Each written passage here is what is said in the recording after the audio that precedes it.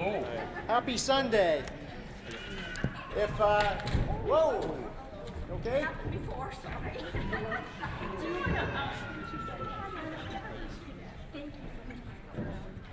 Okay, if during the course of our presentation here you cannot hear one of us, just raise your hand and ask us to speak up. We don't have any amplification here other than our vocal cords, so we'll do our best. And just as a heads up, if anyone is interested in renting this facility at some point this fall, now is probably the time to do so. We found that, and this is one of the reasons why we're scheduled on a Sunday afternoon, this place is booked up solid during the week from now until the end of the school year. So it's great to see everyone be able to take out a little bit of your precious Sunday afternoon to come join us. But thank you for doing so, and we'll get going here and try to stay on schedule. My name's Dave Strohmeyer. I'm one of the ward representatives for Ward 1 here on the Missoula City Council.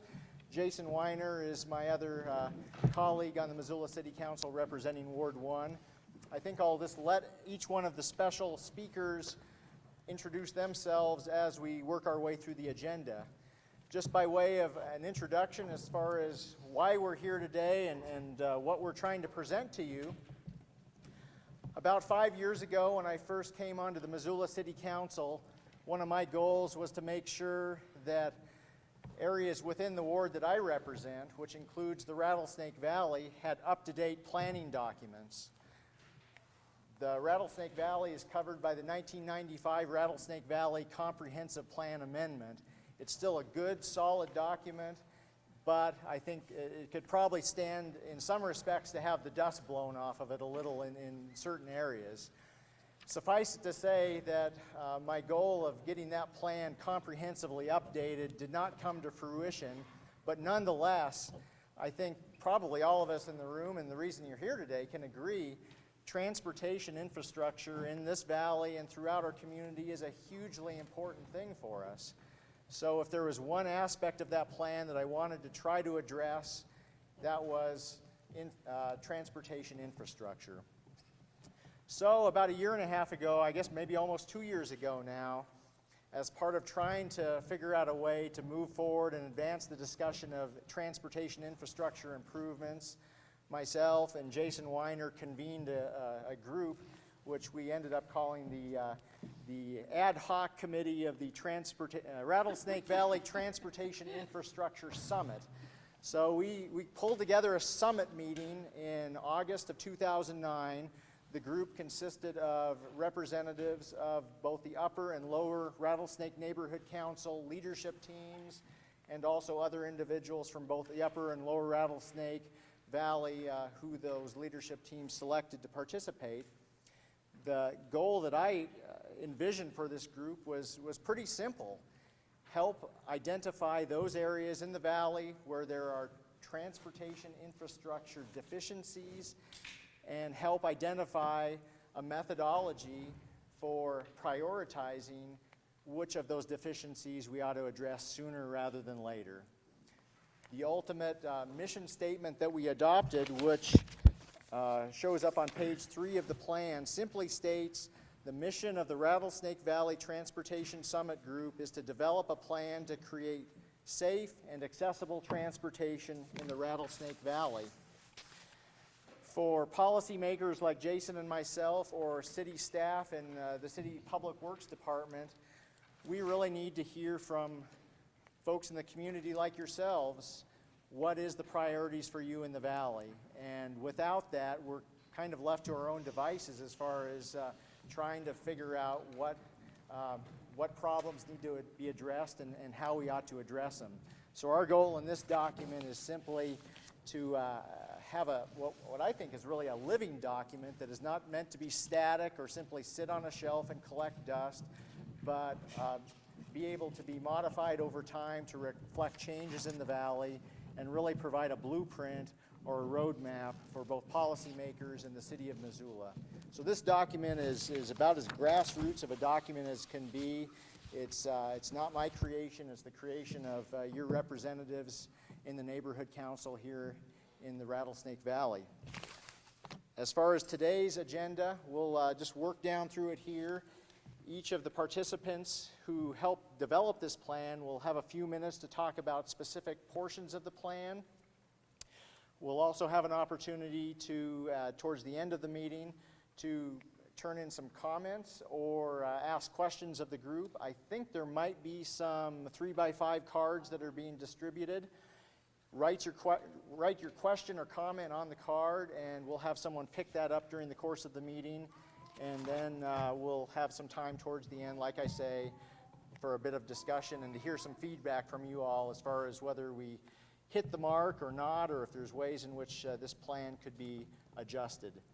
So with that, I think I will turn it over to Carol Elson, who will walk us through a PowerPoint presentation with some slides that outline the major components of the plan. Hello, I am on the leadership team of the Lower Rattlesnake Neighborhood Council, and I've served in that capacity for quite a few years. And the PowerPoint you're going to see right now is a result of various folks on the summit scooting around and taking pictures of things we think are good as far as transportation improvements. Whoops, I hope that's not prophetic, but anyway. And then some problem areas. So we will notice the slideshow appearing on the wall over here. And notice that the committee felt it would be good to divide the whole area into 4 quadrants, with the Rattlesnake Creek being the north-south divider, and Lolo Street the east-west divider. And those are parameters that all of us can identify with easily living in this valley. And so we're going to start with the southwest quadrant, and we're going to come from the railroad tracks north up Greeno Drive to Lolo Street. And we thought we'd start with a beautiful thing, and that is the improvements of the sidewalks going up to Waterworks Hill, the improvements from the railroad tracks, the bike lanes. And then going further beyond, we see narrow and dangerous street of Greeno Drive, almost no bike lane on the right there, no sidewalks, no curbs, and dust, interesting photo of dust being a health hazard for walkers and bikers on Greeno Drive. And getting further towards Lolo Street, we see damaged pavement, similar to you see a lot of places around Missoula these days, and no curbs, no sidewalks in a very dense populated area here now. Needs to find walkways. Okay, now we're going to keep going north. We've passed Lolo Street, and we're going to go up Duncan Drive. And you can recognize this is the intersection of Lolo and Duncan. Duncan Drive has many houses and lacks sidewalks and curbs. Those houses are densely built together. Lots of pedestrian traffic. Lack of sidewalks invites parking issues. Area needs sidewalks, and a little shot of going towards Duncan Drive from the park area. Upper Duncan Drive, so beautiful, isn't it? A trail access there. Now we're going to cross over and take yourself all the way down to Broadway on the Van Buren side. And we're going to start going from Broadway going up Van Buren. Some sidewalks are in bad shape with no curbs, which is a big issue in the winter if you've tried to walk down Van Buren. Cars parked on sidewalks. Boat parked on sidewalk. No sidewalk, no curb. And that is quite a few blocks in this kind of condition. No sidewalk, no curb. Notice the pedestrian crossing there, no sidewalk, no curb. Sidewalk ends. And then going around the curve, no walkways, no curbs. And now we're going from Lolo Street north on Rattlesnake Drive to Tamarack. So we'll be going past the school. Narrow, no bikeway or walkway. The walkway ends here. No comment. Okay, soccer fields, congested parking. And no walkway, no bikeway, parking galore. This is the walk-to-school route. Notice no sidewalks, no curbs, no walkway, no bikeway, no curbs, no walkway, and so forth. Now, we're going down to Lolo Street, which is the east-west divider, and notice there's been an improvement on this bridge. A sidewalk was added. That is a huge improvement for pedestrians, and there are improvements coming on Lolo Street. We're very excited about that. However, at this moment, it's narrow, no walkway, no bikeway. Needs that. Needs sidewalks, curbs, bike lanes, and that's it. Thanks, Carol. So our speaker is exiting the room, apparently. Okay. He knows where the light switch is. Did you do that?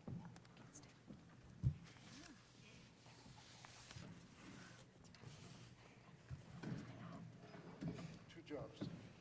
My name's Harold Holm. I live up in the upper Rattlesnake area. I'm going to be talking about the quadrants and principles and criteria, and also a progress tracking chart that's in the report here. I want to thank you all for coming up here. This is the end of Chuck Hole Awareness Week. If you don't know about it by now, you're never going to. I want to take your attention over to page 4 and 5 of this study. Carol mentioned how we had to figure out a way to simplify reference points and where we are. And basically, we're using the north-south gift of Rattlesnake Creek and setting up our quadrants sort of like it forms a compass with Lolo Street and the east-west line.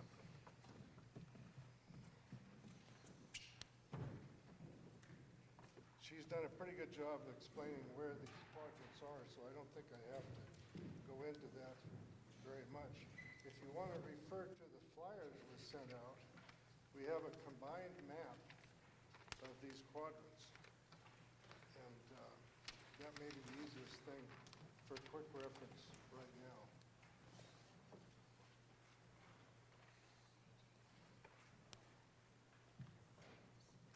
By the way, as we're talking and you think of a question, write it down if you could, and who you'd like to answer the question. If you don't know, just leave that blank. And we'll try to answer it, and we're going to try and keep a record of all the questions that are asked and record that all down. And this is the way we figured was going to be the best, is to write written questions.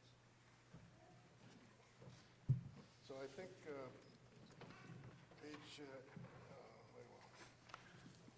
page 8 is sort of the guiding principles that we arrived at for figuring out how to approach this problem. And this took quite a bit of talking in several meetings. And we've met also with city staff quite a few times. I'll just briefly run down a few of these things, and you can follow right along here. Each geographic area has different needs and circumstances. All listed projects are important. One of the principles is do the most good for the most people. Drop down to item number 4. You look to the needs of the most vulnerable users, children, parents with children, bikes and strollers, the elderly, people with disabilities also. Number 7, the denser population along the road section, the more use it can be expected to have, meaning more people will benefit from remediation. Number 8, connectivity between activity areas and neighborhoods is important. That references the Peas Farm, the soccer fields, and the schools, and also Rattlesnake Gardens, which is quite a destination area. The efficient sidewalks, Carol's already alluded to many of those. Treatments must be appropriate to the site. This is really an important concept because some of our areas are rural and some are urban. And the fix that's needed in one place might not be appropriate to another. Hillsides contribute to increased speeds, item number 11, and often have curves, creating the line of sight difficulties. And number 12, benefits should consider motorized as well as active transportation modes, recognizing that drivers trying to avoid bikes and pedestrians can cause crashes. Collisions of bikes and pedestrians with vehicles can cause both physical and psychological damage to all parties. I can't stress how much we've tried to include everybody and safety for everybody in our report. This is primarily focused on corridors. These are the stretches of roadway that all of us use almost on a daily basis, and that's where we've sort of focused.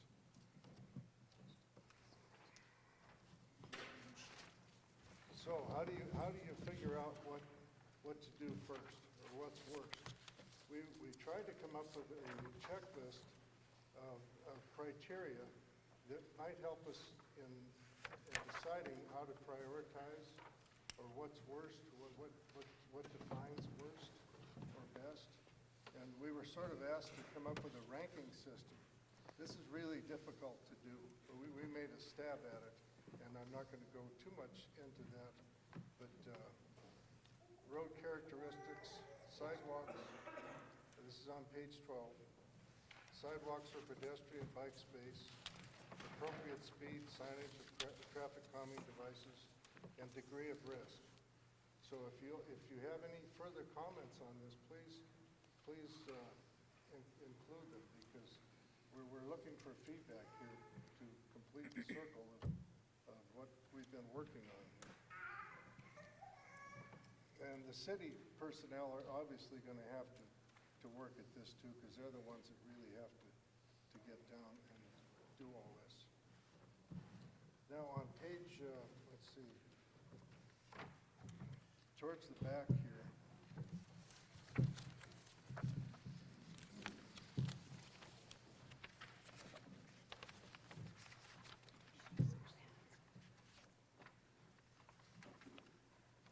Appendix F, page 29. This was an idea that I had. You sort of have to have a baseline. Where are you right now? And some sort of way of tracking progress into the future. And so some of the attempts here have tried to figure out what percentage of a certain stretch of roadway is done, is completed, or the reverse of that. What isn't completed? And there's a slight error here where it says numbers are circled on the map near colored dots indicating sidewalks. Forget that. That's on another map we were working on. We've been at this for a couple of years now. And this is the latest map that we came up with, the help from Doug Harvey at Public Works. So just ignore that. And when it comes to Van Buren, that was really hard to figure out how to assign a percentage of completed things too, for the simple reason that in many cases there are sidewalks, but there are no curbs. And the sidewalks often have cars parked on them, or dirt parked on them, or water or ice parked on them.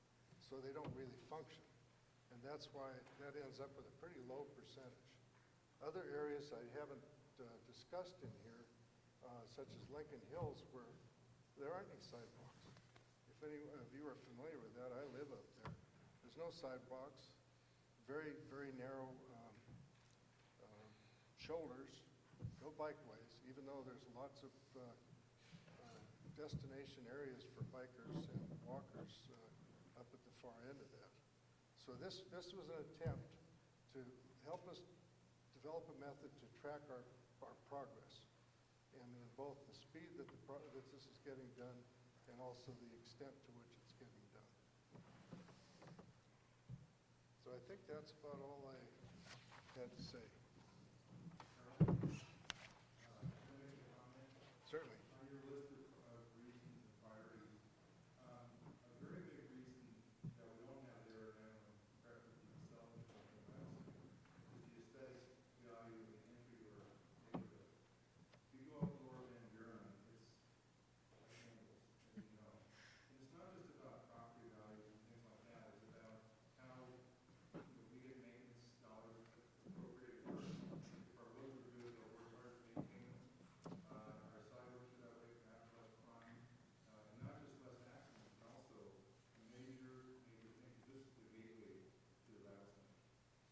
Thanks, Dr. Hall. Yeah, that's a really important point.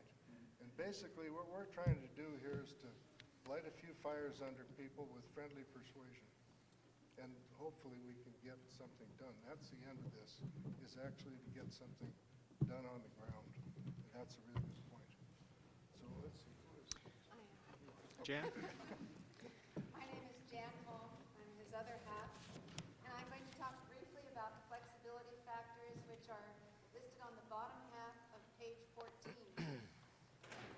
The only projects so far that we know for sure are going to be done next, they're already either in the works or being considered. In some cases, things have already been started. Are Lower Van Buren, which is an urgent priority. Lolo Street is an urgent priority. And Lolo Street to Rattlesnake School, Rattlesnake Elementary. The rest have to go through the criteria and be selected. But it may take 2 or 3 years for the urgent priorities or more. It may take a long time for the first 3 priorities to get completed. So we built in flexibility factors because a lot of things can change in 3 years. So what the flexibilities make possible is if special needs or opportunities arise, we can take advantage of them. So 4 flexibility factors are listed on this page. And number 1 has to do with funds or grants come available. That's how Lower Greeno was done, was with a grant. If that money becomes available for a specific area, say Upper Duncan Drive, that can be done when the money comes available and doesn't have to wait for the inline procedure. The same, let's see. Number 2 is if conditions change, like the population increases or a large development goes in, we suddenly realize there is a risk we weren't aware of before, or a new use for an area, or the road or sidewalk conditions change. If any of those things happen, then maybe something that was previously a medium priority becomes a high priority, because that just makes sense. So we built that in. The third one gives us flexibility for how we work on these projects. For example, if something on both above and below Lolo Street need to be done, you can work on the same side of the street on 2 separate projects at the same time in order to keep the traffic flowing and, just common sense reasons for putting projects together. And you can also work on just a block or 2 at a time instead of doing the whole project at once. And the fourth one is if an area needs work, but it's delayed because these other projects have to come first, but you realize that there are conditions that need to be dealt with, you can do the quick and easy, less expensive fixes like a crosswalk or signage or slowing the speed down for a while. Those decisions would be made by Missoula Public Works Department or the Montana Department of Transportation, just to make it a little bit safer until that project gets done. So that is all I have to say. That's the flexibility factors. There's one correction I wanted to make in the same page. We have an error in this study. An urgent priority was stated as the Upper Rattlesnake from Lolo to Creek Crossing. That should have read from Lolo to Rattlesnake School. It's corrected on the map, and it's corrected in priorities by quadrant, and somehow that slipped by. Thanks, Jan. Don? Hello, I'm next. My name is Don Sims, and I live up on Sunflower Drive. And I thought one of the most important things was just to calculate the number of feet, the width of the street of Rattlesnake Drive. So Bob and I, we went out with a measuring tape in our bikes, and we measured Rattlesnake Drive this last summer. And it turns out that it's pretty wide, except for the bulb outs. But we already knew that. So it goes from 39.75 feet all the way to about 32 feet, except for the bulb outs, which are 22 feet, I think, wide. And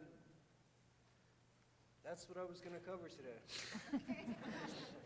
So basically, part of that exercise was trying to garner some baseline data that had heretofore not been collected by the city. Yeah, I guess we can take a couple quick questions here. If yeah, who had? Yes. Dom, is that page 30 that you were looking at? Yeah, that was page 30. Okay, thanks. And we do want to hold most questions to the very end. So is that okay? So we can get through. That would be the city of Missoula. It seemed like a good idea at the time. Obviously, it has not maybe worked out quite as expected from some perspectives. And I believe the Bike Pedestrian Board is looking at some possible solutions. They should all be eliminated, number one. And number two, I don't know who's responsible for all the sidewalks, but I've almost gotten killed several times over a Lolo bridge now that it's narrower because of the bicycle sidewalk. That should be taken out and put back like it was. Wider better, narrower is not better. So I think this highlights one reason that the work that lots of these folks have done is really important is because we often get contradictory advice when people tell us what they want out of a road. And so those bulb outs, the instructions that the engineers had was make the shortest possible crossing for the children who are trying to get from one side of the street to the other. Well, that's what they did, and they did it at the expense of cyclists and motorists who are on that road. And it's the same with the Lolo Bridge. It has a limited amount of right-of-way there. We're not going to be able to build something off the side of the bridge. The sidewalk on the north side can't come out for engineering reasons. So if we're going to make a connection across there, and then you can't put a sidewalk in on the west side because of that historic brick wall. So if you're going to make a through connection there, you got to use that south side of the bridge. People say, we want traffic to slow down coming over that bridge. It does. Yeah.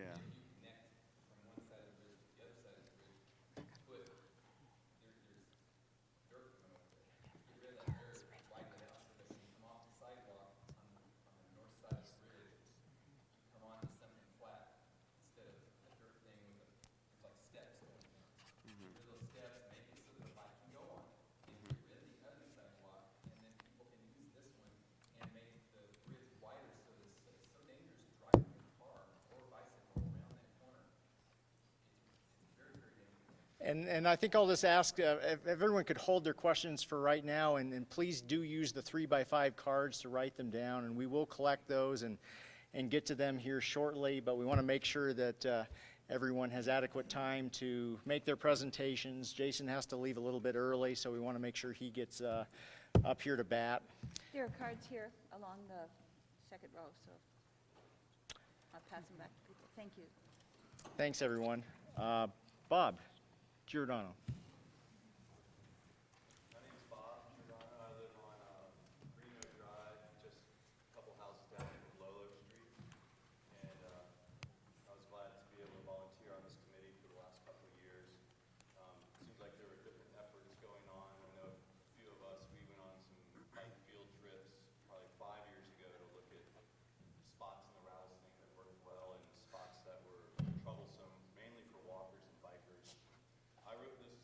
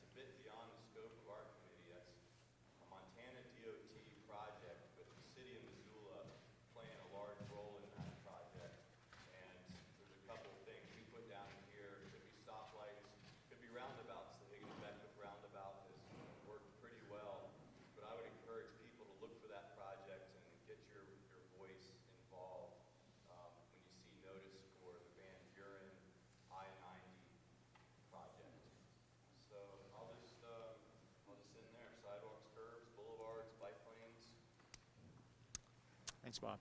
Jason? So, concrete, asphalt, skilled labor to put them in. These things cost money. So I've been given the chore of explaining what there is and how we might put it to use and what the additional needs will be. So we have a number of funds that we use to pay for transportation. Some of those are existing and they are citywide. The federal and state gas taxes are the most obvious of these. The federal gas tax is, I think, 17 cents a gallon. It's been at that level since 1993. Its purchasing power of $1 spent on transportation improvements is about 40% of what it was in 1993. So, you know, what you see during Chuck Hole Awareness Week is, in some sense, the effect of deferred maintenance over decades on the roadways. And I think it's important that we understand that. It is still a significant way that we fund our street maintenance and, to some extent, improvements. An example of using that for an improvement would be the work that was done on Southwest Higgins in 2003. That was right before we saw the most recent spike in building material costs. And the funds just haven't gone as far since then.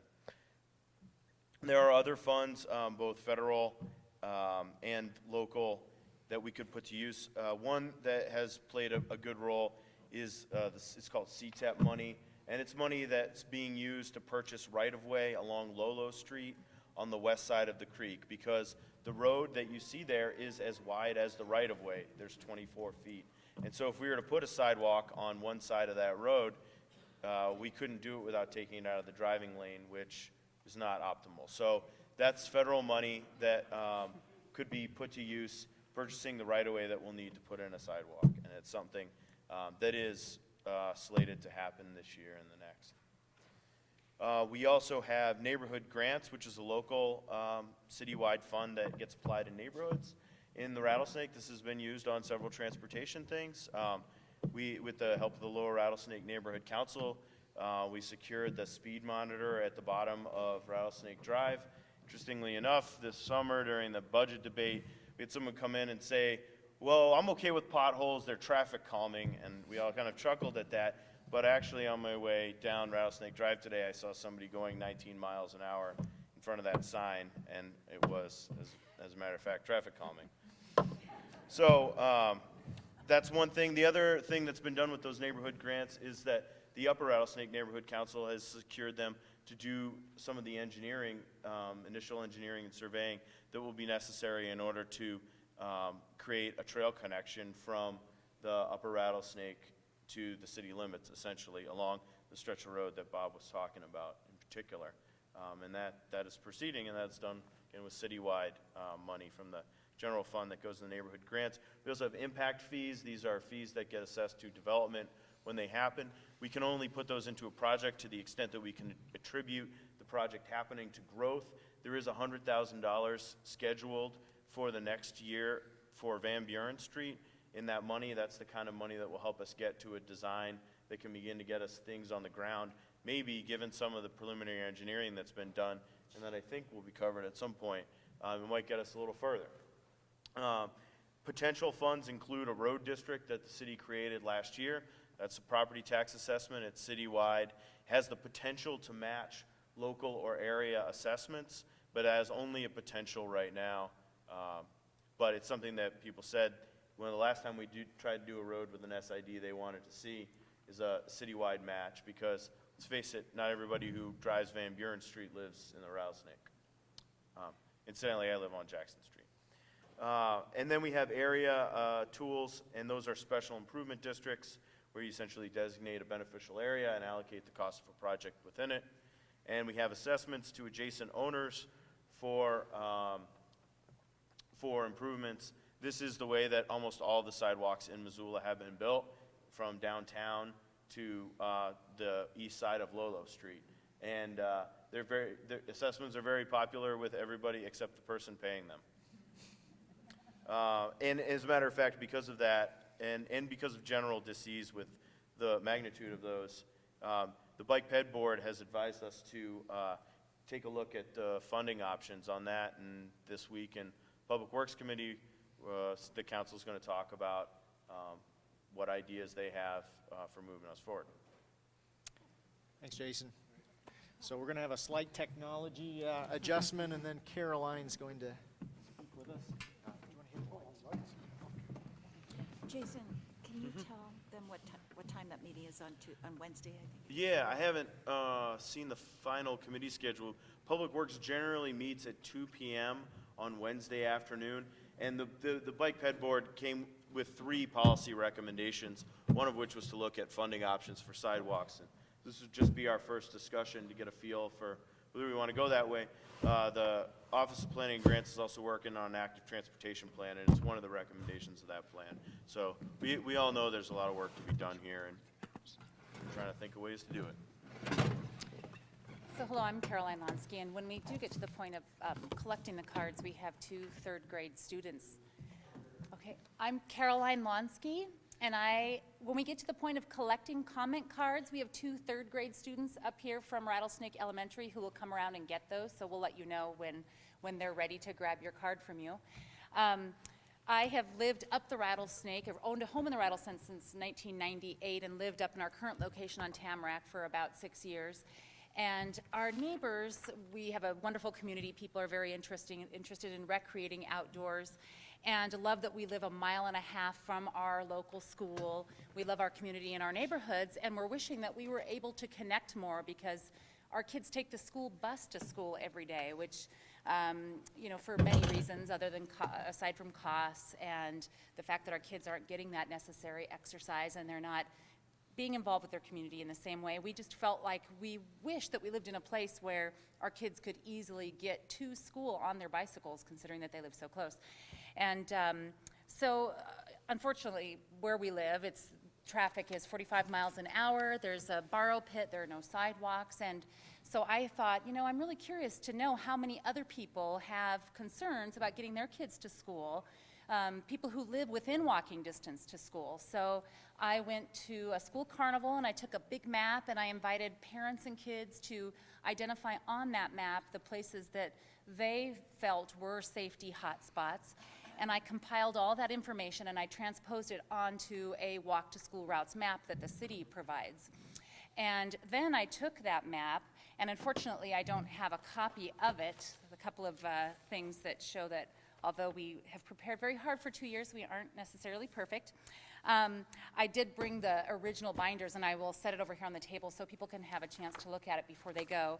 But what I had was, I came to school, and thanks to Jerry Seidensticker, the principal, and Laura Cluck, the PE teacher, they offered to let me survey the kids who occasionally bike or walk to school and have them identify then on that walk to school route their route to school. And what I found was really surprising.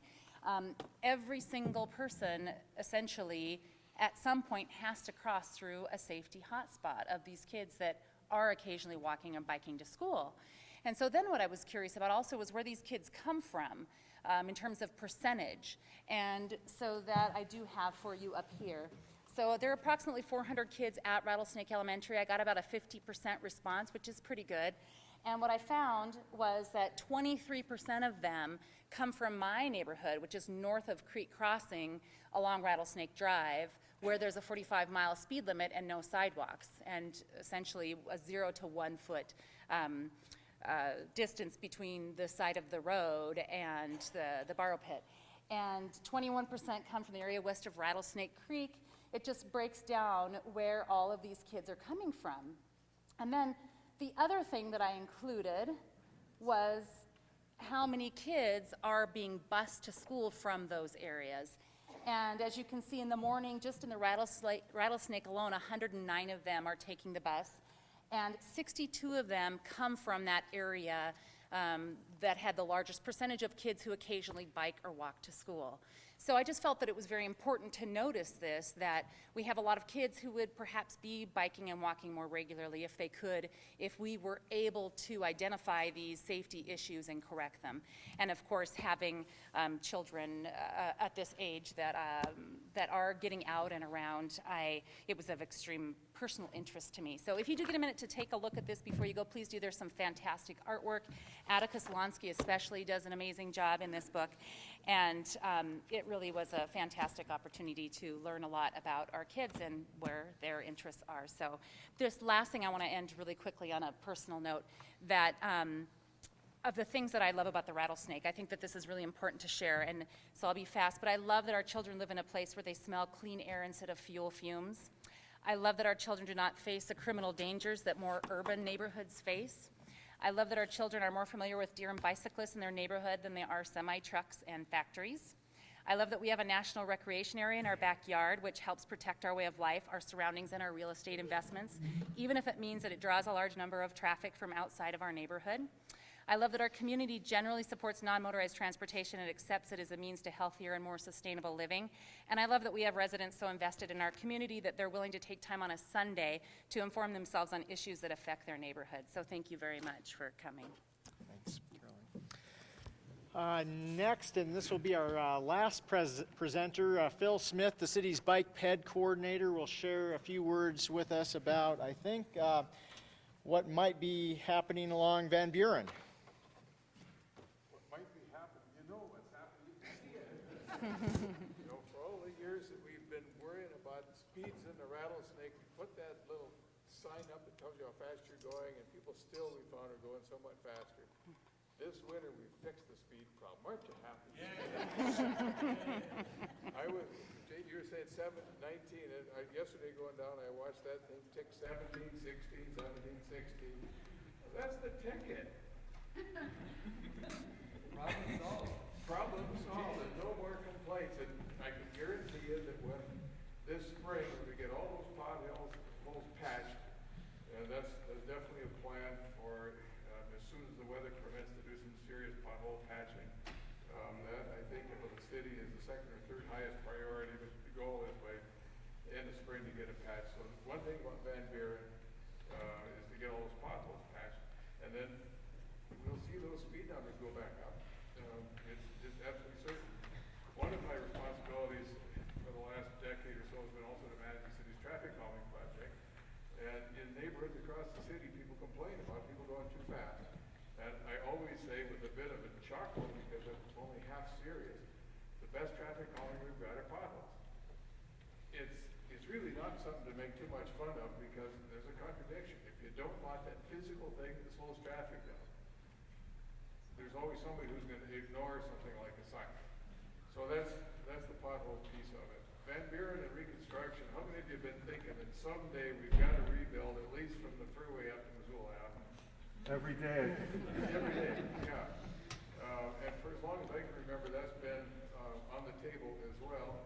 Some of you know some of the issues. You've got the irrigation ditch, and then it crosses over, and you've got places where the street is actually higher than the sidewalk, so if you rebuild the street, you still have drainage going off the street into people's sidewalk. So making it a good street is not like making most streets into a good street. It's just got a lot of really difficult engineering challenges and a lot of expense. Folks in the city engineering office have been playing with some sketches trying to see how might this look, and as you can picture, from one block or one piece of that stretch to another, it's not going to be the same. And there are 3 or 4, I didn't know if they were going to get done for today or not, but they're not. Just as ideas to look at and to play with. That is as far as the city has gotten. Jason mentioned the possibility of $100,000 being available. There's asphalt to be done, which at some point the city could probably do. There's all the concrete work, the curb and gutter sidewalks, and although there are a lot of sidewalks in that section of the street, whoever, I forgot who made the comment, only something like 3% are actually very good or usable sidewalks. It's a tremendous amount of work, and I'm afraid that it's best, the Public Works Department's assessment is now that it just isn't going to happen without some kind of assessment to join property owners, at least for some of the very better sidewalk projects. Part of the thing. And that kind of brings me back to the word that I think I've been saying to Harold ever since we started talking on this 2 years ago, and some of the others of you, and that's the word momentum. Some of you are aware that over the years, there hasn't been a cohesion among all the pieces of Rattlesnake on what ought to get done, or at least in what order. And here, thanks to Dave and Jason, we pulled together a team of people from the neighborhoods. And the message has been, come up with one coordinated vision of what all the pieces are and how they all fit on one piece of paper. And that's basically the draft that's here and it's on the wall. And it represents a phenomenal amount of work. And I know, having listened particularly to Harold, trying to figure out how you get some of this stuff done. But it's not done.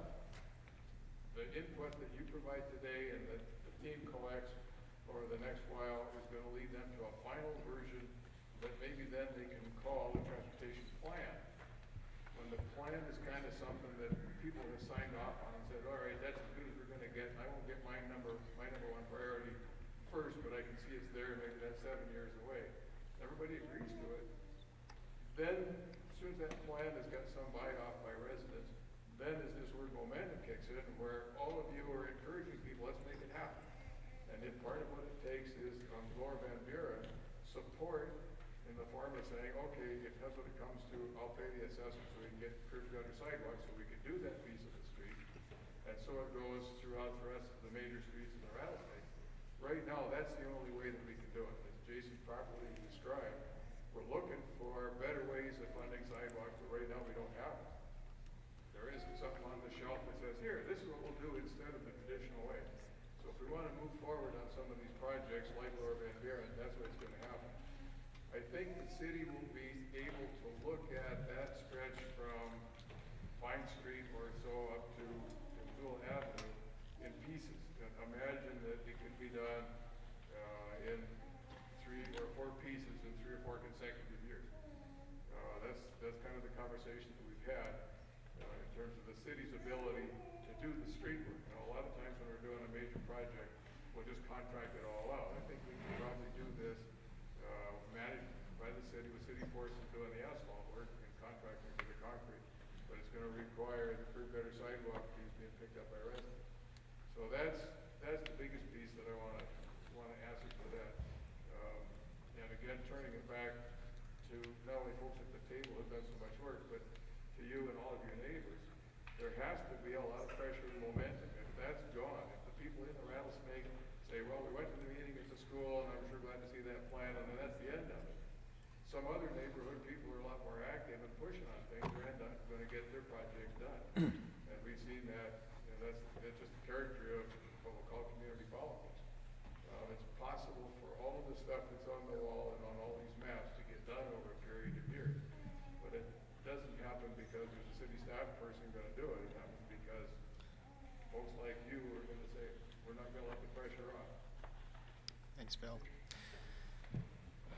Okay, so we are looking at this document that we put together, worked on for quite a while, which represents quite a few diverse opinions here at the table and others that were also involved.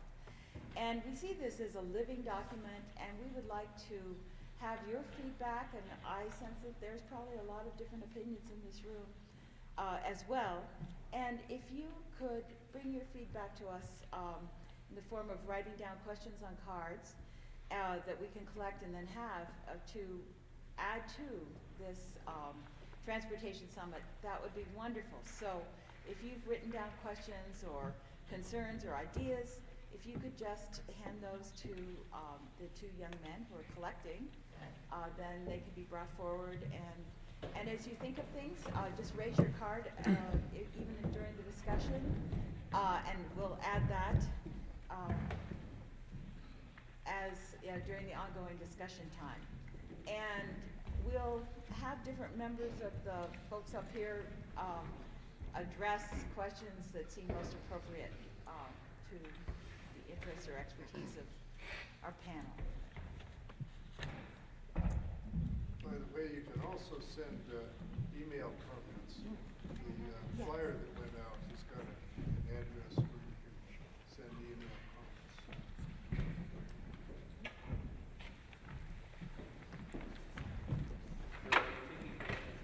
Yes. Yes, and so Jan will be, Bring them to Jan, then I'll try. right, Carol will be Are you sending going to take any questions verbal to- questions at all, or just all on the Just on cards? the cards. The reasons for that is the time constraints.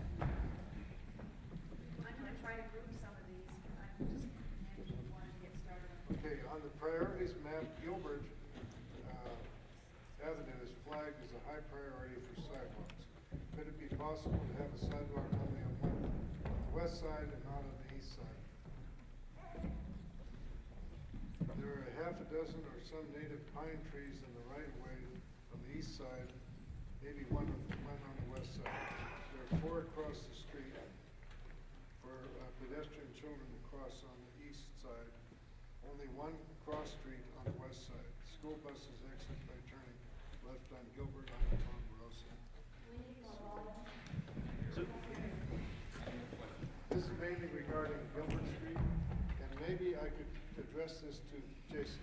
Okay. That's a really good suggestion. You know, local knowledge can make a big difference here. And so, look, you know, Gilbert Street, the point is there's some trees that interfere and there's some cross streets on one side of the street, but there aren't any others. You know, the main thing that I think about when I think about that is that, you know, as things stand, people who live on the west side of the street will pay to have the sidewalk put in so that their neighbors across the street can walk on it. If we have some kind of an agreement that, you know, both sides of the street are paying for the sidewalk on the one side, then I think that answers the equity question, and it may provide, you know, like, it may provide the accessibility that we need too. You know, I think that's real good concrete feedback on the plan. There's another question relating to Gilbert. Make Gilbert one-way south, and move all pet and bike off Rattlesnake to Gilbert. Yeah, let me comment on that if I may. Who all lives on Gilbert this year? I wrote the note and I lived there 35 years now. Okay, there's a few of you in Gilbert, and I talked to another one of your neighbors on Friday, and the city and I think the team recognizes that you just got an SID for the sewer and the street repaved, and frankly, it doesn't make financial sense that you're gonna dig into your pockets for an additional SID for additional sidewalks, at least not very soon. Does that, a lot of you feel that way? That's the sense that I've gotten as well. It's plainly the only route, as you know, from Lola Street up to the school, and it's way better than being on Van Buren. And what I encourage this guy and encourage you as well, I'd be glad to meet with Gilbert's residents and say, let's have a look at some design. It doesn't have to be a through street, because we got Rattlesnake there. And talk about some ways of accommodating all the local traffic, accommodating bike, and accommodating pedestrian traffic that maybe doesn't require better sidewalks. There are some other concepts that are in place elsewhere on the planet that are a slow street, a little neighborhood kind of a street that make it comfortable for all sorts of use. And if the residents all share in a design idea, it's a lot more likely that it'll make sense to everybody and it'll work without dumping another big box of money on it. There's a question regarding the widths of streets. There's like 5 or 6 questions here. I'm just gonna have time to pick it. Why are we narrowing all the streets in Missoula? Why is the city spending so much dollars building curbing, bulb outs, blocks, at turns, and sidewalks when that money should be spent on making the streets better? Lowell Bridge is very dangerous now, but it has been narrowed. Curbs are very dangerous for bikers. Don't make the bike lanes so wide. Wider streets for cars is safer for bikes and won't slow down cars. Stop making roundabouts that help narrow the roads. That's a mouthful, isn't it? It's good though, because they're very concrete questions and they are kind of related. So who would like to tackle that? At least some of the aspects, as I see, one of the major things is the width of the streets. Is it better to make the bike lanes wider or the driving lanes wider or both wider? And I don't know who would be most appropriate. Bob, do you want to speak to any of that? You've done a lot of work on road widths and such. A lot of the arterial, the major roads in Missoula have 12-foot driving lanes. That's roughly the same width as an interstate I-90 driving lane. And over the last 10, 15 years, it's been very well correlated that the wider the lane, the faster people tend to go.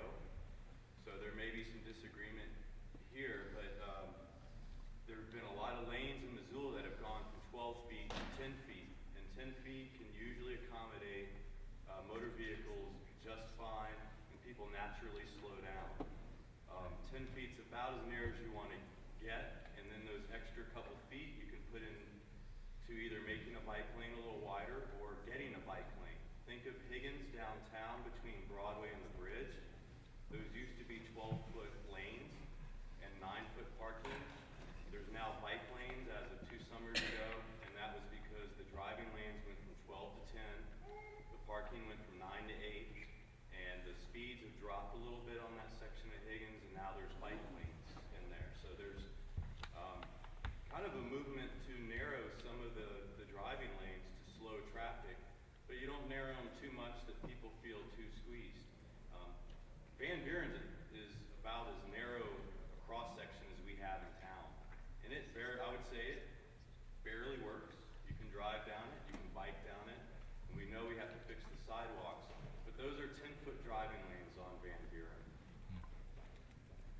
Just a comment about that. You know, if you have 3 months of snow and ice on the side, you're sharing the same lane with the bicyclists.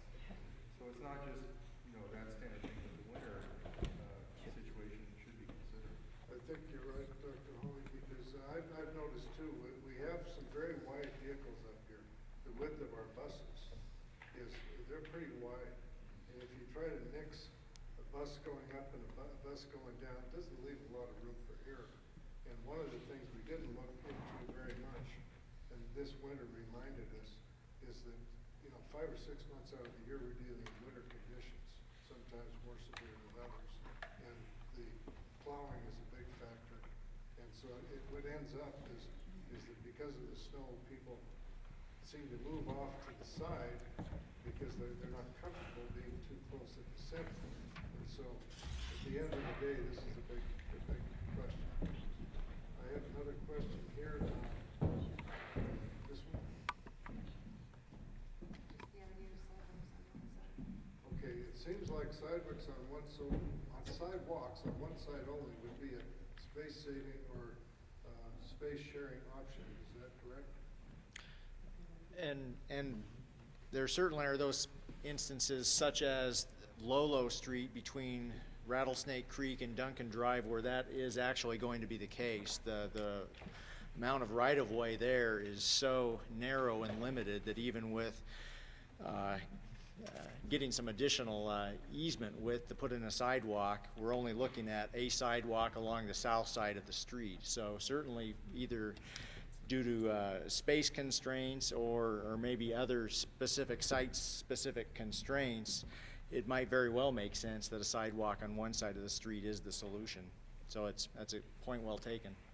There's another question here. In looking after the interest of cyclists and pedestrians, please don't forget that cars must use Rattlesnake too, and the Rattlesnake is the only exit from the valley in case of evacuation for forest fires, etc. Duncan could serve only as a limited secondary route. This is something to consider. And then again, you have lighter vehicles, heavier vehicles using these areas. We've looked at the fire situation in the previous meeting.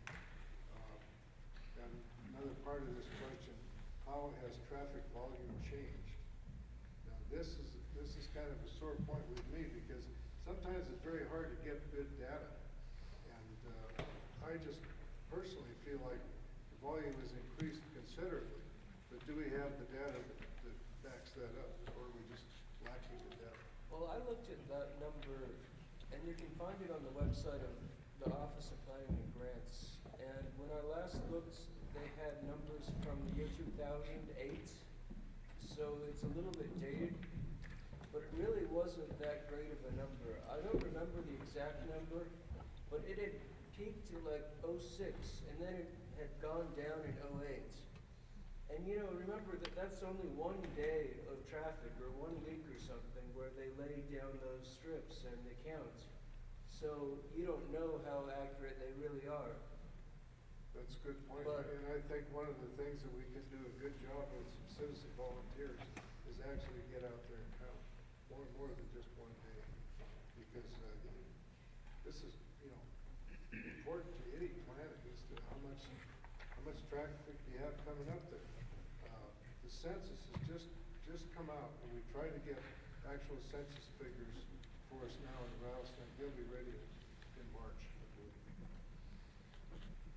Okay, another question. Why not incorporate a master plan for road use using guidelines from other towns who have already dealt with growth and congestion? Who would like to tackle that?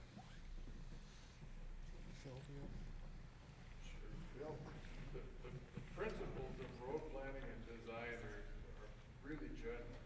And when you get to the Rattlesnake and as the scheme lays out with the four quadrants, you've got two roads in and the same two roads back out. So whatever really is going to be detailed and say, here's what we want, what locations, kind of has to be tailor-made to the Rattlesnake. General principles of road design, I think between the city and the state, Bob and others will apply those, what makes a good grid, and how do you accommodate people who are walking the rest. Kind of has to be tailor-made to suit your neighbor. Well, it's our neighbor, rather up there too. Yeah. And at the same time, we certainly, when we do macro level planning, are looking at what other communities are doing. We have to do a long-range transportation plan every 4 years, and one of the things we did last time is we asked people at the broadest scale, how do you want to get around town? What do you want this place to look like 50 years from now? And that's being used to inform the allocation of the relatively scarce transportation dollars that we have. You walk a fine line, though, when you mention the name of some other place that may have dealt with problems that we are facing, people will tell you that we are nothing like that place. So, and I'm very sorry. I did not expect to get double booked on a Sunday afternoon, but it's happened, and so I have to excuse myself. Thank you all very much for being here, and glad for the tape. Yes, MCAT is taping this, so these will make great Christmas gifts for your family. Okay, here's a nice concrete. Can we have a per foot estimate of sidewalk costs? Jason, Bill, we're gonna put you on the hot Well, seat. the answer is yes, we can. I don't know what it is. Okay, and that varies, I believe. Right now, I've been told, I don't know if this is true, but because the economy's in a downside, interest rates are low, maybe this is a good time to get sidewalks done. So that sort of makes sense to me in a lot of infrastructure matters. So think about that, because that cost varies. Well, and if I might just add to that, I think it also goes back again to the site-specific nature of a particular sidewalk. So what Phil was mentioning as far as some of the challenges along Van Buren, drainage-wise with curbs and sidewalks, or what we faced along Lolo Street between Duncan Drive and Rattlesnake Creek with acquisition of right-of-way, that all adds costs per foot that you might not find in other locations. $20 or $100 per foot? Is that a recent cost from Lowell or somewhere? I'm asking a question, I understand, and we're not asking you to bid the job today. But is it closer to $50 a foot of frontage, or $100 a foot, or $150 a foot? That's something we could get you. I don't have that right now. I think that's, as we envision our priorities, and I think this group would be interested in that. I believe it's closer to $20 a linear foot of sidewalk, Thank you. 5 feet wide. Okay, question, is there a reasonable way to restrict traffic to local on certain streets that are major walk, bike roads like Missoula Avenue to allow for some separation? That sounds like a bike pit question. Well, Missoula Avenue is an interesting but an unusual situation. Who was here when it was a two-way street? Some of you can remember that. And part of the issue with being two-way street was that there was just kind of a impossible way of passing each other on the street if you had anything more than just two cars going. Making it a one-way street created the opportunity to put bike lanes on both sides, and it's sort of an unusual situation because we have what's called a contraflow lane, a southbound bike lane separated with a double yellow line. That's not a bad strategy where you've got a corresponding one-way street going the other way, so that in this case Wiley, a little bit of ways to do that. In some cases, that's not feasible. In some cases, it doesn't make sense to put a bike lane on a low-volume residential street. But if the issue is too much speed, sometimes we'll look at other traffic calming devices from the kind of traffic circles that are in the university area, for example, to a variety of other doodads.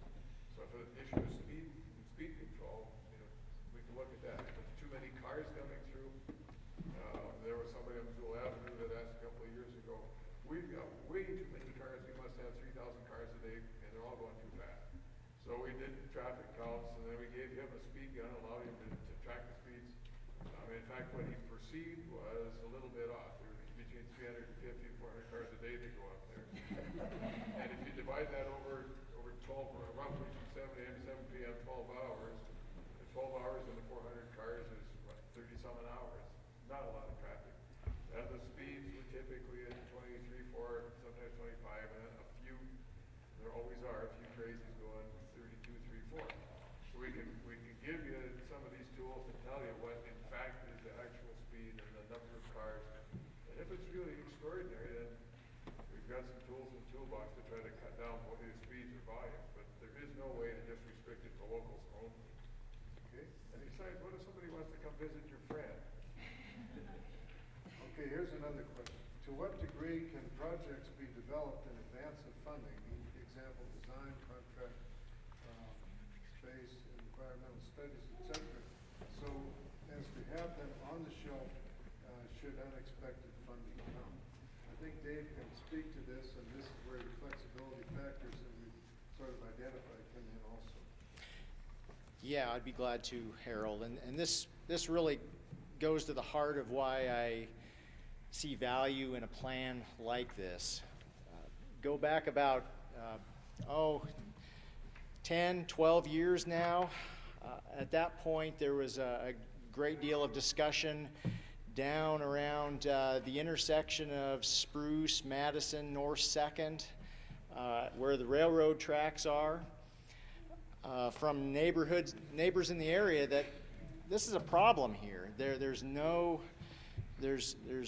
pedestrian infrastructure. There are no bike lanes. The vehicle lanes are ill-defined right here, particularly on a Grizz game day. Up until recently, you had cars parking everywhere.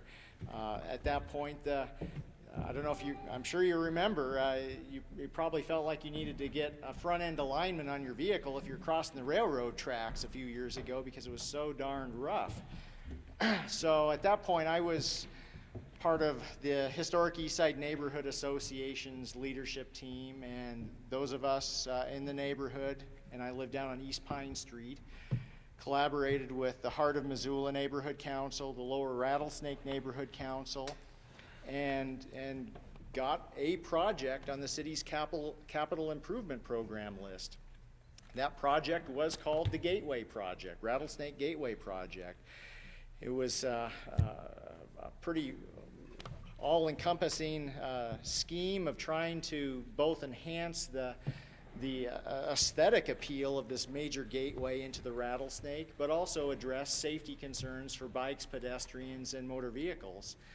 Well, it didn't happen overnight. It took better than a decade for what you see on the ground right now to get accomplished, but the value of having a project like that, shovel-ready, prioritized, engineering done was, and for whatever else y'all might think of federal stimulus dollars, we were able to, in this particular case, capitalize on federal stimulus monies that we did not have at our disposal here locally, but because it was a shovel-ready project, we got the work done on the ground this last year. Likewise, the engineering work that I hope to get done on Van Buren will at least set the stage for if certain funding streams become available, we'll be able to move with that as opposed to finding ourselves behind the 8 ball. So I think absolutely getting things prioritized, getting some initial engineering work done is really critical. So great comment. That's kind of why we're doing this. We know that you have to go through these steps, and we know the steps take time. And the very beginning of this is to have a plan. Okay, here's one that people will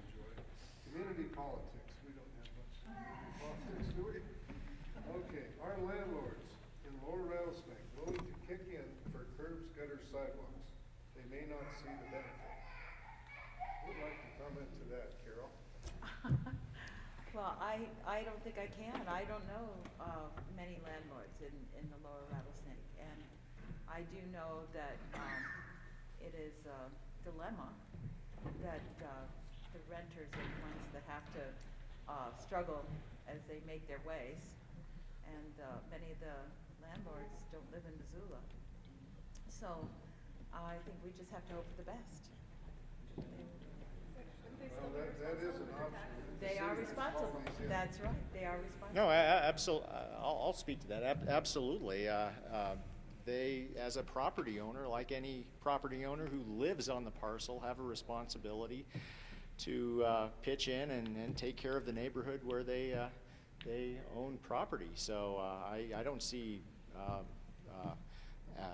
absentee landlords as getting any free pass any more so than anyone else in the community would. I think sidewalks that are parking would greatly improve the property values. And so I think they have a lot to gain. I think this should be sold on that basis also. Sure, it's yeah, cost and benefits. It's not just a cost, but certainly it's a benefit as enhancing your property values. At least some realtors I know still use the phrase curb appeal. Of which Van Buren has very little. Yes. I wanted to just chat a quick thing. We've done a lot of curb and sidewalk projects around the city where you've got absentee landlords. And our experience is that those people fall into one of two categories. One category of people that really don't care. They're just trying to maximize their profit on an investment. And they don't want to put any more pennies in than they have to, even if there's a better return like you're suggesting. Those tend to be more the minority. The other people would go pass it on to the renter and it has better resale value when we get there. I'm going to go back to this notion of momentum a minute ago. The more that the neighborhood is saying, this is really an important neighborhood, even for absentee landlords. But as neighbors put the word out and say, we need your help here, it's more likely they're going to go along with it than if it's just the city saying, here, we're going to stick you with the bill. Here's another Well, question on and top. Go ahead. Well, I just wanted to add one thing. There's a possibility that the city will foot part of the bill, as they did on Mount Street, that was a cooperation of, yes, homeowners assessments, but also gas tax, plus other funds, that all came together. So it wasn't just laying it on the homeowners, and I think that's the vision we ought to have for Van Buren, since it's not just one little section of the street, it's the whole street. And I think that should be the idea. If it's a combination, and they perhaps will be more ready to enter in to do their part. That follows right on with this other question. Can the landowners pay for a percentage of the curb sidewalk cost, and the other percentage be divided among the whole Rattlesnake, or add to that the whole city? It improves all of our property values, and this is where I'm coming from. I personally wouldn't mind chipping in a bit because I use those roadways. And if you look at it this way, the people that are living on those main corridors that are experiencing all this traffic have to deal with that. So I don't mind a bit myself chipping in for that, but I can't speak for the rest of you. Well, and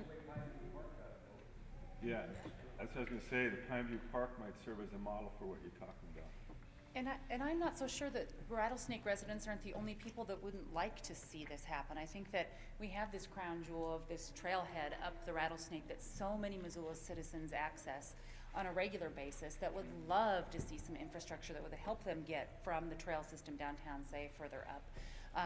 Or from, just moving around through the valley much more easily. And I think that if we had a group of people that could be motivated to focus on that, there could potentially be some federal funds, there could be grants, there could be people interested in legacy projects that live in Missoula that might be interested in naming a part of that road if they contribute toward its accomplishment. So I think that having all the open space that we have really can work for us. Okay, another question. On the Lolo Street Bridge, Doug, I think, asked this question. Would it be possible to remove the sidewalk on the south side of the bridge and hang it on the outside of the bridge? I would suggest it be constructed like the footbridges that cross the creek on Mountain View.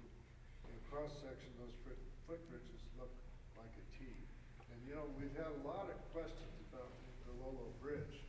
And some people think it's an improvement because people, I think Ike, you mentioned that, people used to drive down that. There was one guy that I swear was a NASCAR driver, and I think others would attest to that also. When you move the roadway out, sure, it'll slow you down, but everybody doesn't know about that. So the NASCAR driver's coming down, and say he doesn't know about this, and the other person's trying to go up. That happened to us the other day. We didn't have any place to go. And then you have a complication of the bicycles crossing right there and going down another stretch where they are allowed to go against a one-way street on a bicycle. So I think that bridge needs work, obviously, and I'm just suggesting that we pass that on and maybe take a real good look at Lowell Bridge. No, I like the idea of cantilevering something off of there. Obviously, that's going to be more of an engineering enterprise than the sidewalk that's existing, but I don't see any reason to rule out an idea like that out of hand. I think that's an interesting concept. Do we own property up there 4 or 5 feet? I don't know. No. That's a good question. I thought about that. Well, it's against the law to ride your bike on the sidewalk anyway. You're supposed to be in the street. No, it isn't. Excuse me? It isn't. You can ride a bike on the sidewalk. Yes. One of the Downtown. problems that we've seen up here Anywhere? is that News to me. if there's a sidewalk, walkers, pedestrians are, they're supposed to use that. If there's no sidewalk, then walkers are supposed to face the oncoming traffic. Correct. I have seen everything, especially in that area where there's so much activity by Rattlesnake Gardens, where bicyclists are not following what they're supposed to be doing. There are no sidewalks, so the pedestrians oftentimes don't know where they're supposed to be on that road. Bicycles are supposed to follow the traffic rules, automobile traffic rules. So if And you cannot drive a car on the sidewalk. Maybe I can clarify just a little bit, and Phil, correct me if I'm wrong, because we've had plenty of discussions about this downtown on downtown sidewalks. I believe state of Montana statute, state of Montana statute does actually make it illegal to ride your bike on a sidewalk if you post it as such. Is that correct, Phil? Well, downtown may be exempt. I don't know. It might be a special case. But on the regular road, you're supposed to ride your bike with the flow of traffic on the street. That's the law. Well, that's a really good point, because I know I've come across this. And I've almost been killed on Lowell Street Bridge many times, like you said, from NASCAR drivers. So I recommend that somebody chases that down, lets us all know. And there's several other places in town where they've narrowed. Broadway's one of them, the Broadway Diet. Wider roads are better for bikers, I'm sorry. What about walking your bike? If you're walking your bike, I believe, Phil, you're the person to answer that. I could clarify some of what the laws are on bikes and that. You're absolutely right. The law says if you're riding a bike in the roadway, you have to comply with the same traffic laws as if you're a motor vehicle. That's right. State law says when riding on a sidewalk, a bicycle rider must yield to pedestrians. That's almost the word. Plainly, that says bikes can be on sidewalks. The condition that follows that is if a local government wants to prohibit bikes on sidewalks, then you have to post it. And you have to post it sufficiently that anybody coming from anywhere else that it's permitted would know that it's prohibited here. Well, it's very impractical to ride a bike on a sidewalk. Anyway, normally you're going 10 to 15 miles an hour at a steady speed. You're going to hit somebody if there's a pedestrian on the sidewalk. So downtown, yeah, that's a different problem. You can ride slowly downtown on a bicycle. That's fine. I don't have a problem with that. But on a regular street is what I'm talking about. Like going down Greeno Hill, going down Van Buren, going down all these places. You're not on the sidewalk if you're on a bicycle. I'm sorry. And on streets like Greeno or on Van Buren, we just soon have bike lanes, so the bikes can be there and out of the way of drivers and have a designated space for them to be there. And that's what we've got in the lower part of Greeno Hill now, and to the extent it's passable in the winter, we've got on Van Buren. So folks, we want to respect everyone's time because we're out. If you can stick around for a couple minutes, Harold is going to read a few comments. We'd encourage you before you leave. I'm sure you've worked up an appetite. There's some refreshments there. If you have comments specific to areas on the maps over here.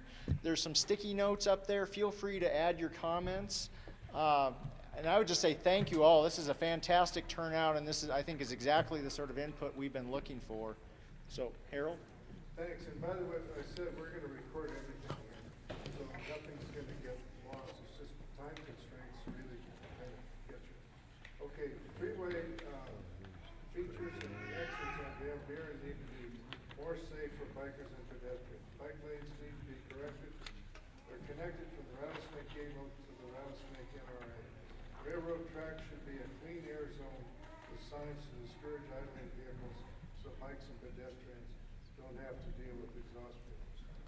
Harold, maybe we could encourage people to make sure you sign up your email address, and we can send out a copy of all these comments to all of you who attended by email, if you would leave your email address. That's really good.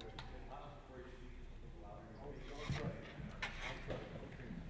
The roadblocks on Rattlesnake Drive by Rattlesnake School are dangerous to drivers and bikers. Most importantly, school children don't use them. These need to be removed and the effectiveness roadblocks reassessed. Roadblocks are proved to be a huge waste of taxpayers' money. Okay, I think we sort of decided that at one of our meetings. And what's happened to it, I don't know, but I'm sympathetic to them. So, okay, another comment. When will an engineering plan be available to show impacts on property and existing improvements and existing trees? What is the schedule for high priority number 7 Gilbert sidewalks? A high quality, more expensive fix of Van Buren would add greatly to the value of the entire Rattlesnake Valley. It will last longer in the long run, cost less than a quick fix. Please increase parking enforcement. Is the police here? No, the police aren't. If they can hear me. Please increase parking enforcement so that sidewalks and bike paths are not blocked. Any plans for outreach and education about appropriate parking? Excellent. Ask the state legislature to increase the state gasoline tax by 3 cents, which would go to cities and communities for street building and repair. In design, I believe what the priorities are for each user. I believe that bikes, pedestrians, and possibly children are the most important in some areas, such as by the university, by schools, and some home neighborhoods, and the sanctified places. The planning for automobiles should be the least priority. Sounds severe. Drivers are asked to give way to pedestrians, which I think is unfortunate. We did not learn to drive watching other cars, lights, and doing the right thing with the addition of using, I can't read that, vision for pedestrians jumping out of the front from the sidewalk.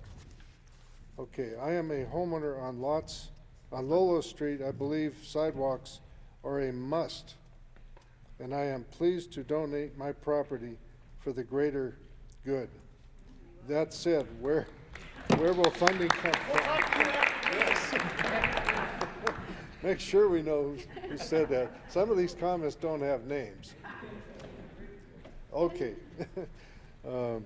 That said, where will funding come from? Also, fencing, relocation, etc. I think we've already addressed that. Well, thank you very much, everyone. One more suggestion. If you need volunteer efforts, think about students who access the Rattlesnake National Recreation Area. Perhaps you can engage students via professors and classes to help with studies, surveys, etc. They have a vested interest in helping. Thank you, everyone, for coming.